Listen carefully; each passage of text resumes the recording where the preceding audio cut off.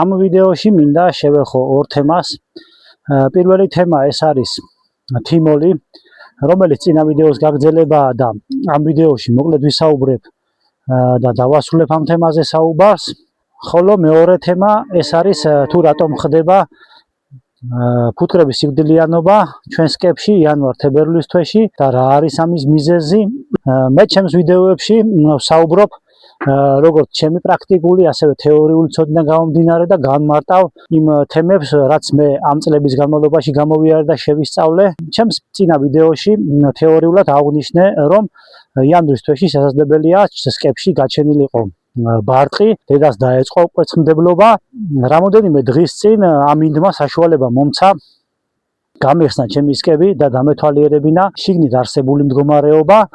სკების გაახსნის ერთ-ერთი მიზეზი კიდევ იყო ის, რომ ჩემმა ფუტკარმა ჩემს მიერ მიწოდებული კანდი იმაზე უფრო მალე აითვისა, ვიდრე უნდა აითვისებინა. კანდის ათვისებას ამ პერიოდში აქვს ორი მიზეზი: ან სკაში შემცირდა საკვები მარაგი და მეორე ეს არის სკაში გაჩნდა ბარტყი. ეს თემა გავიარე ბატონ გიასთან და მანაც აღნიშნა, რომ სკაში კანდის უეცარი ათვისება შესაძლებელია გამოწვეული ყოფილიყო ბარტყის გაჩენით. დათვალიერების შედეგად, რომელსაც თქვენ ეხლა კადრშიც ხედავთ, ჩემს ფუტკარს აქვს როგორც საკვები მარაგების სიმცირე, ასევე სკაში გაჩნდა ბარტყი. მართალია, დედა ფუტკარი ამ პერიოდში არ გამოირჩევა მაქსიმალური კვერცხდებით, ის დებს სადღაც 5-დან 10 კვერცხამდე, მაგრამ ეს სრულიად საკმარისია იმისთვის, რომ სკაში დაიწყოს ტკიპების გავრცელება. კვერცხის გაჩენის შემდეგ სკაში ავტომატურად ხდება ტკიპების გავრცელება და სწორედ ამიტომ არის საჭირო ამ პერიოდში სწორი პრეპარატის შერჩევა და ჩვენი ჩარევა და ფუტკრის მკურნალობა და ამ პერიოდში ყველაზე კარგია თიმოლი, რომელიც არის საუკეთესო პრეპარატი ამ პერიოდისათვის, რადგან თიმოლის აორთქლება სკაში მიმდინარეობს 5-6 დღის მანძილზე. ის ძალიან ძლიერად მოქმედებს ტკიპებზე და იწვევს მათ სიკვდილიანობას. ის არ იწვევს გუნდის დაშლას და ბუდის გაციებას, რაც შესაძლებელია გამოიწვიოს სხვა პრეპარატმა. ამიტომ ასეთ პერიოდში ძალიან კარგია თუ ჩვენს ფუტკარს მივაწოდებთ თიმოლიან კანდს 250 გრამიანი შეფუთვებით და ასეთი მიწოდების დროს ხანგრძლივდება მკურნალობის პროცესი და ფუტკარი უფრო ჯანსაღი და ჯანმრთელი შეხვდება გაზაფხულს. რაც შეეხება მეორე თემას, თუ რატომ ხდება ჩვენს სკეპში ფუტკრების სიკვდილიანობა და რიგ შემთხვევაში ფუტკრების მიერ სკების დატოვება. ჩვენ ზამთრისთვის მზადებას ვიწყებთ ზაფხულზე და ეს პერიოდი გრძელდება ნოემბრის თვემდე.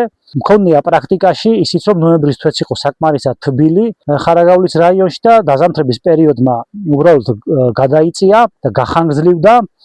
დაზამთრებისთვის მზადების დროს ვაძლევთ ყველა მეფუტკრემ კარგად იცის გამაღიზიანებელ კვებას, ვიყენებთ შესაბამის პრეპარატებს და მკურნალობთ შესაბამის დაავადებებს შესაბამისი პრეპარატებით. გამაღიზიანებელი კვების დანიშნულება ის არის, რომ ამ პერიოდში დედამ მაქსიმალურად დადოს კვერცხი და რადგან ამ პერიოდში დადებული კვერცხი ზომით უფრო დიდია ვიდრე სხვა პერიოდში დადებული კვერცხი და სწორედ ეს ფუტკარი გამოიზამთრებს ჩვენ სკეპში და შეხვდება გაზაფხულს. გაზამთრებისთვის მზადების პროცესში ჩვენ ასევე ვახდენთ ჩვენ სკეპში ჩარჩოების ფორმირებას. რას მოიცავს ჩარჩოების ფორმირება? ჩვენ სკეპში ვტოვებთ იმ რაოდენობის ჩარჩოს, რა რაოდენობის ჩარჩოს დაფარვა შეუძლია ჩვენს ფუტკარს. რადგან ფუტკრები იმყოფებიან და გადაადგილდებიან იმ ჩარჩოებზე, რომელ ჩარჩოებზეც მათ დაიწყეს გუნდის ფორმირება და სხვა ჩარჩოებზე ფუტკარი აღარ გადაადგილდება და ამიტომ დანარჩენი ჩარჩოები, ზედმეტი ჩარჩოები უნდა ამოვაცალოთ სკიდან და შევინახოთ, რაც ხელს შეუწყობს ჩვენ ფუტკარს უფრო კომფორტულ გამოზამთრებაში.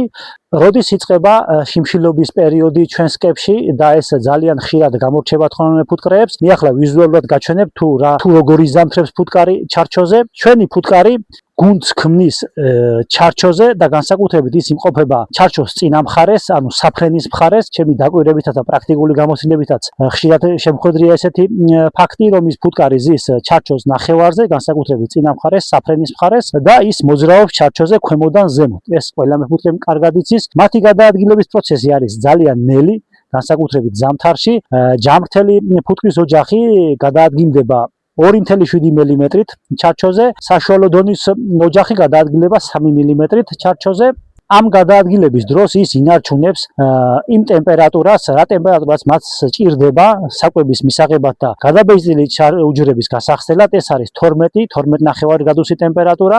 ზედაპირული დათვალიერების დროს ჩვენ ხედავთ, რომ ჩვენ ფუტკარს აქვს მარაგები და ასევე ფუტკარის გამოიყურება ძალიან კარგად, მაგრამ არ ვაქცევთ ყურადღებას ჩარჩოს ქვედა ნაწილს, არის თუ არა მარაგები კიდევ ჩარჩოზე დარჩენილი, მაგრამ როდესაც ჩარჩოს ზემოთ ამოვწევთ, ხედავთ, რომ მარაგები ჩარჩოს მეორე მხარეს ისევ არის, მაგრამ ფუტკარი მის ათვისებას არ ახორციელებს, რადგან გვერდით მიმართულებით გადაადგილების დროს მოხდება გუნდის დაშლა და ბუდის გაციება, რაც ჩვენმა ფუტკარმა ძალიან კარგად იცის და ამიტომ არ ახორციელებს ამ გადაადგილებას.